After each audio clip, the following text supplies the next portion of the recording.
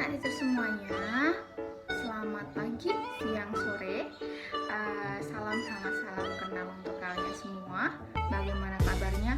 Pasti baik ya, dan ibu berharap kalian semua dimanapun kalian berada, kalian dalam keadaan baik dan dengan suasana hati yang baik pula. Oke, sebelum itu kita perkenalan dulu ya. Perkenalkan, nama saya Lain Anggreni, NIM 7101835 dari Prodi Pendidikan Ekonomi Akuntansi angkatan 2018 dari Universitas Negeri Semarang, yang sekarang merupakan mahasiswi yang sedang PLP di salah satu sekolah mitra, yaitu di SMK PGRI 01 Kota Semarang. Nah, di video kali ini, Nak Teacher, Ibu akan menjelaskan mengenai materi badan usaha. Oke, jadi kalian siap-siap dulu dan dengarkan penjelasan Ibu baik-baik.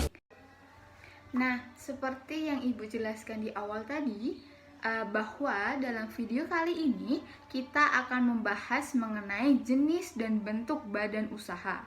Nah, yang di dalamnya yaitu mengenai perusahaan dan juga badan usaha, lalu terdapat jenis-jenis badan usaha berdasarkan lapangan usahanya, dan yang ketiga merupakan bentuk-bentuk badan usaha berdasarkan bentuk hukumnya, dan yang terakhir kita akan membahas mengenai pertimbangan utama dalam pemilihan bentuk badan usaha. Kita langsung masuk ke materi yang pertama, yaitu mengenai perusahaan dan juga badan usaha. Nah, Nak Teacher, tahu nggak sih apakah badan usaha dan perusahaan itu dua istilah yang sama atau berbeda sih ya? Kalau belum tahu, kita akan bahas satu persatu. Yang pertama yaitu mengenai badan usaha. Badan usaha merupakan kesatuan yuridis atau hukum formal yang tujuannya untuk mencari laba maupun memberikan layanan kepada masyarakat, yang memiliki fungsi sebagai kesatuan organisasi untuk mengurus perusahaan. Badan usaha umumnya bersifat resmi atau formal serta abstrak, dapat dilihat dari akta pendiriannya. Nak Teacher tahu nggak sih contoh dari badan usaha? Contohnya itu seperti PT, CV, firma, yayasan, koperasi, maupun usaha perseorangan. Nah, yang kedua yaitu mengenai perusahaan.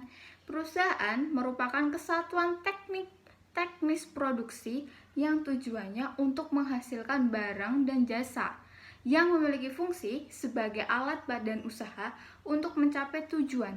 Perusahaan memiliki sifat yang resmi ataupun tidak dan konkret, artinya ada kegiatan. Nah, bentuk dari perusahaan itu apa saja? Misalnya adalah pabrik, bengkel, atau unit produksi. Nah, setelah kita tahu nih pengertian mengenai badan usaha ataupun perusahaan, apakah Nak Teacher sudah paham? Kalau belum, Ibu kasih penawaran sedikit ya. Contohnya begini. PT Telkom adalah badan usaha adalah badan usaha telekomunikasi. Berarti PT Telkom PT Telkom adalah perusahaan yang bergerak di bidang telekomunikasi. Bagaimana, teacher? Sudah paham? Kita akan next materi ya. Yang selanjutnya, kita akan membahas jenis-jenis badan usaha berdasarkan lapangan usahanya. Apa saja yaitu? Yang pertama yaitu badan usaha ekstraktif, yaitu merupakan badan usaha yang kegiatan usahanya menggali, mengambil, atau mengolah kekayaan yang disediakan oleh alam. Contohnya yaitu pertambangan maupun pengeboran minyak. Yang kedua yaitu badan usaha agraris. Badan usaha agraris merupakan badan usaha yang kegiatan usahanya mengolah dan memanfaatkan tanah agar menjadi berdaya guna dan berhasil guna. Contohnya adalah industri pertanian, industri perikanan, maupun perkebunan teh.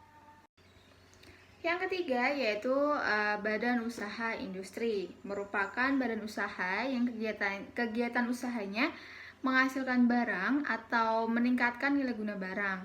Misalnya industri minuman ringan yang membuat air, gula, perisan dan wadahnya menjadi minuman kemasan. Yang keempat, yaitu badan usaha perdagangan. Badan usaha ini bergerak pada bidang pembelian barang, lalu menjualnya kembali tanpa merubah sifat atau bentuk barang untuk mendapatkan keuntungan. Contohnya apa ya? Contohnya itu seperti minimarket atau pedagang pasar. Jadi mereka itu membeli barang, lalu mereka menjualnya kembali dan mereka akan mendapatkan untung. Seperti itu ya. Dan yang kelima atau yang terakhir ini merupakan badan usaha jasa. Badan usaha jasa merupakan badan usaha yang bergerak dalam bidang pelayanan jasa. Misalnya adalah badan usaha yang menyediakan jasa transportasi, penginapan, dan badan usaha yang menyediakan jasa layanan telekomunikasi. Sepertinya tidak asing ya anak teacher mengenai contoh ini. Misalnya saja Traveloka, Tiket.com, ataupun yang lainnya. Dan yang selanjutnya, kita akan membahas mengenai jenis-jenis badan usaha berdasarkan bentuk hukum.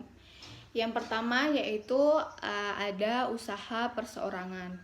Usaha perseorangan atau perusahaan perseorangan adalah salah satu bentuk usaha yang dimiliki oleh seseorang dan ia bertanggung jawab sepenuhnya terhadap semua resiko dan kegiatan usahanya.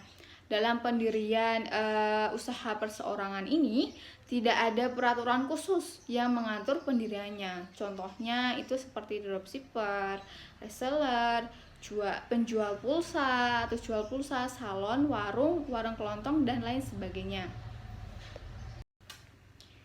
Kelebihan dan kekurangan badan usaha perseorangan. Kita akan bahas mengenai kelebihannya dulu. Yang pertama yaitu memiliki kebebasan dalam bergerak.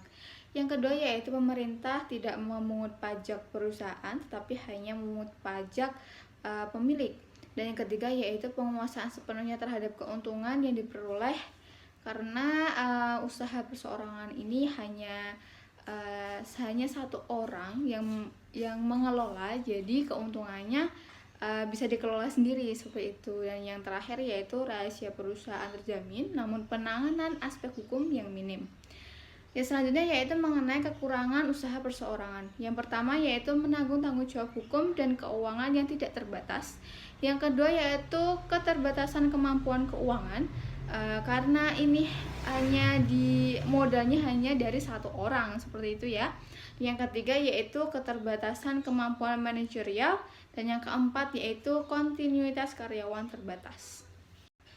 Nah, yang selanjutnya kita akan bahas mengenai pendirian usaha perseorangan. Bagaimana cara mendirikannya? Usaha perseorangan sebaiknya dimulai dengan jenis usaha yang kita minati atau yang kita sukai, karena semakin menyukai dengan usahanya akan semakin baik untuk langkah kedepannya. Seperti itu, langkah-langkah dalam mendirikan badan usaha perseorangan antara lain melakukan persiapan yang meliputi menyiapkan KTP, menentukan calon nama perusahaan, menentukan tujuannya spesifik dengan usaha tersebut, lalu mendaftarkannya ke notaris bermaksud untuk mendapatkan akta notaris tentang pendirian usaha perseorangan. Yang kedua yaitu firma. Firma atau FA ya singkatannya merupakan persekutuan atau perserikatan untuk menjalankan usaha antara dua orang atau lebih dengan nama yang telah disepakati. Seperti itu. Laba yang diperoleh nantinya akan dibagi bersama-sama, begitupun sebaliknya jika firma ini mengalami kerugian yang dimana semua anggota ikut menanggungnya. Nah, terdapat beberapa undang-undang nih yang mengatur firma, diantaranya pasal 16 Kitab Undang-Undang Hukum Dagang KUHD, lalu ada pasal 18 KUHD dan juga ada pasal 16 dan 18 Undang-Undang Hukum Perdata. Lalu kelebihan dan kekurangan firma. Kita akan bahas mengenai kelebihannya terlebih dahulu. Kelebihan firma yaitu modal yang lebih besar, karena sudah kita tahu ya bahwa firma ini adalah kesepakatan antara dua orang atau lebih. Jadi modalnya itu akan lebih besar daripada usaha perseorangan. Lalu motivasi usaha yang tinggi meskipun tidak setinggi perusahaan perseorangan. Yang ketiga yaitu penanganan aspek hukum minimal, meskipun lebih rumit dibandingkan dengan perusahaan perseorangan karena harus ada kesepakatan antara anggota kongsi. Lalu kekurangan firma, yang pertama yaitu sering terjadi konflik antar anggota kongsi mengenai pembagian keuntungan. Yang kedua yaitu tanggung jawab keuangan terbatas karena sudah dibagi dengan anggota yang lain, karena keuntungan itu nantinya akan dibagi oleh semua anggota firma. Dan yang ketiga yaitu keterbatasan kemampuan keuangan. Yang keempat yaitu kontinuitas kerja karyawan terbatas. Dan yang terakhir yaitu keterbatasan kemampuan manajerial. Lalu bagaimana cara untuk mendirikan firma ini? Yang pertama yaitu kita harus mempersiapkan berkas-berkas yang kita butuhkan, seperti kayak KTP, terus nama anggota dan lain sebagainya. Lalu yang kedua yaitu pembuatan akta. Yang ketiga yaitu akta otentik. Selanjutnya akan didaftarkan pada register kepaniteraan pengadilan negeri. Dan yang terakhir yaitu akta yang telah didaftarkan tadi selanjutnya akan diumumkan di dalam berita negara. Yang ketiga yaitu persekutuan komoditer atau CV ya. Pasti nak teacher semuanya ini kalau di jalan-jalan tuh pasti pernah lihat CV apa gitu ya. Ada yang tahu nggak sih apa itu CV?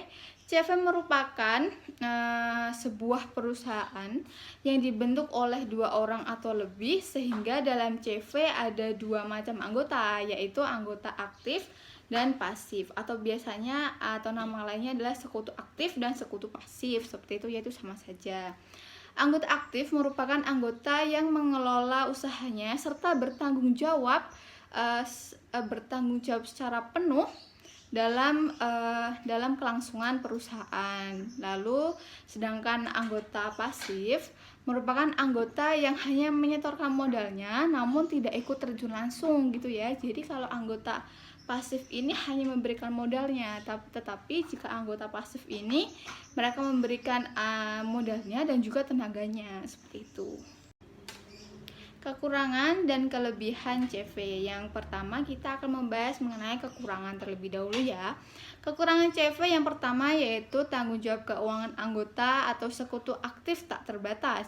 Yang kedua yaitu status hukum CV belum badan hukum sehingga sulit untuk mendapatkan proyek-proyek besar. Yang ketiga yaitu sulit mengumpulkan modal dari para sekutunya. Dan yang keempat yaitu nama CV sering sama antara satu dengan yang lainnya karena tidak ada pengecekan nama CV sebelum-sebelumnya gitu ya. Lalu yang kedua yaitu mengenai kelebihan CV. Yang pertama yaitu penguasaan terhadap keuntungan tinggi. Yang kedua, motivasi usaha yang tinggi meskipun tidak setinggi perusahaan perseorangan. Dan yang ketiga yaitu penanganan hukum yang minim.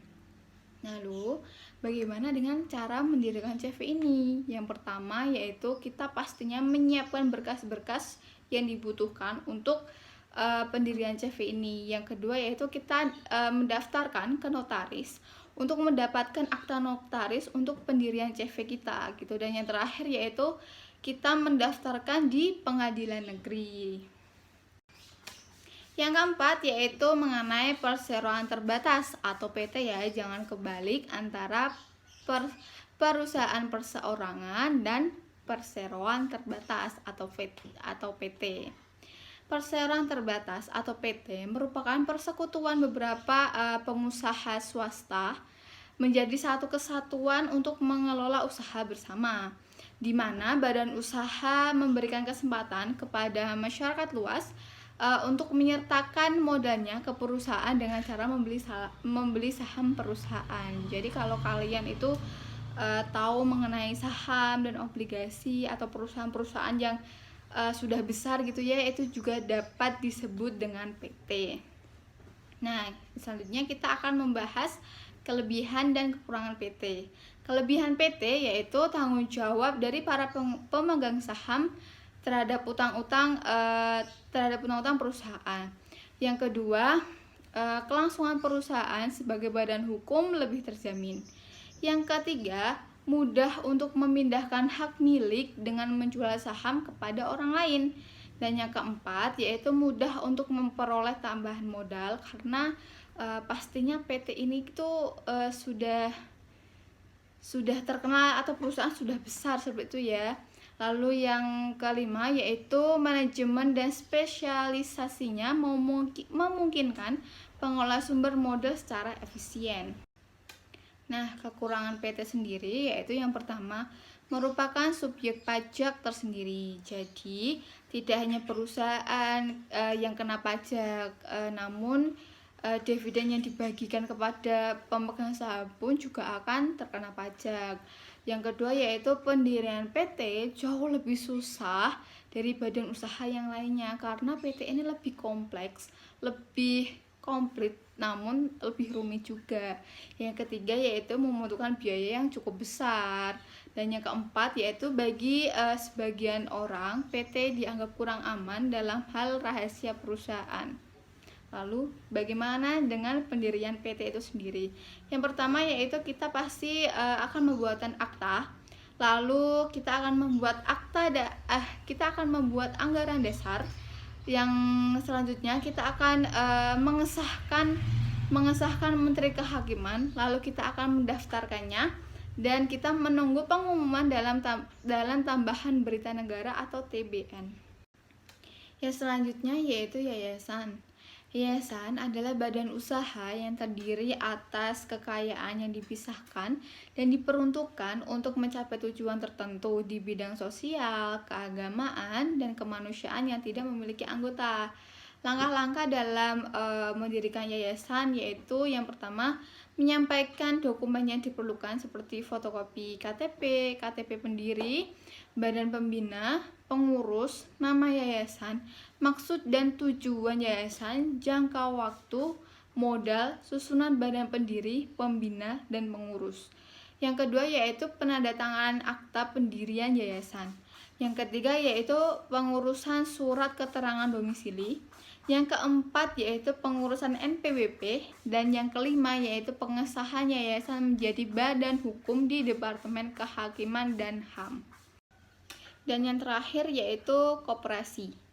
Menurut Undang-Undang Nomor 17 Tahun 2012, koperasi adalah badan hukum yang didirikan oleh orang perseorangan atau badan hukum koperasi dengan pemisahan kekayaan para anggotanya sebagai modal untuk menjalankan usaha yang memenuhi aspirasi dan kebutuhan bersama di bidang ekonomi, sosial, dan budaya sesuai dengan nilai dan prinsip koperasi.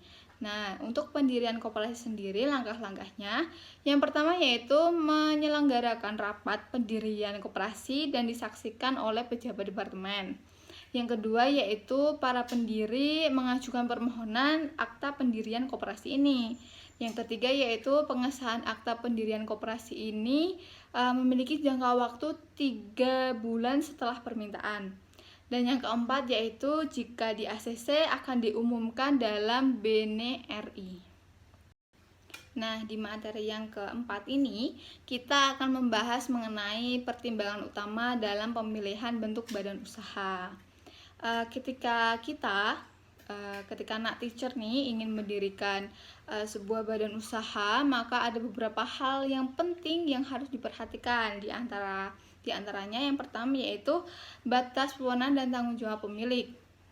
Jadi ketika menjalankan bisnis ada dua hal yang sangat erat berkaitan, yaitu mengenai pengambilan keputusan dan batasan kewenangan dalam menjalankan bisnis.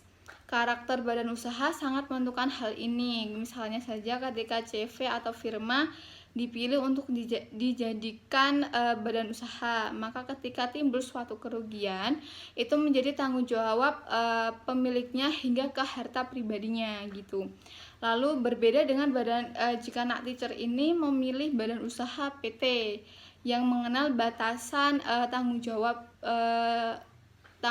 sebesar modal yang disetorkan, karena tidak semua badan usaha itu memiliki pemisahan tanggung jawab antara pemilik dengan badan usahanya. Yang kedua yaitu kemampuan keuangan dan kemudahan pendirian. Umumnya, mereka yang berbisnis dengan modal yang terbatas akan memilih pendirian badan usaha yang prosesnya sederhana dan biaya yang sesuai dengan kemampuan keuangannya. Jadi misalnya biaya untuk pendirian PT di wilayah X itu dibutuhkan dana sekitar 10 atau sampai 15 juta tergantung dari skala usahanya. Sementara itu masih di wilayah yang sama, yaitu di wilayah X. Untuk mendirikan CV membutuhkan dana berkisar 5 juta sampai 7 juta. Hal yang perlu diingat dalam mendirikan badan usaha ini harus dilihat dari pertanggungjawaban pemilik badan usaha tersebut. Yang ketiga yaitu kemudahan memperoleh modal. Salah satu keuntungan badan usaha adalah dapat membuat rekening atas nama perusahaan itu sendiri, seperti itu. Sehingga untuk keperluan permodalan akan dapat dengan mudah mengajukan ke perbankan atau ke investor apabila arus kas yang telah berdiri sendiri dan berjalan baik dari bisnis tersebut sudah diletakkan pada wadah khusus, yaitu rekening perusahaan. Nah, yang keempat yaitu mengenai perkembangan usaha. Pengusaha haruslah visioner. Kenapa? Oleh karena itu, optimisme dalam mengembangkan bisnis juga merupakan pertimbangan dalam memilih badan usaha, karena semakin besar dan kompleks badan usahanya, badan usaha yang akan dirintis atau yang akan dibangun akan semakin besar juga omset yang akan diperoleh, begitupun resiko yang akan didapatnya. Yang kelima atau yang terakhir yaitu kewajiban dari undang-undang. Peraturan telah menggariskan adanya jenis badan usaha yang harus dipilih untuk dapat menjalankan bisnis. Semisal dalam pendirian bank dan rumah sakit haruslah berbadan hukum PT. Dengan demikian tidak ada pilihan bagi pengusaha untuk memilih badan usaha lainnya. Nah, anak teacher, itu tadi materi mengenai bentuk dan jenis badan usaha. Jangan lupa untuk dipelajari, dan ada sedikit hadiah atau bingkisan untuk kalian semua. Bisa dilihat atau bisa dicek di Siardu ya. Jadi tetap belajar dan bingkisan itu dikerjakan. Nah, karena memiliki batas atau jangka waktu ya. Jadi saya akhiri. Wassalamualaikum warahmatullahi wabarakatuh.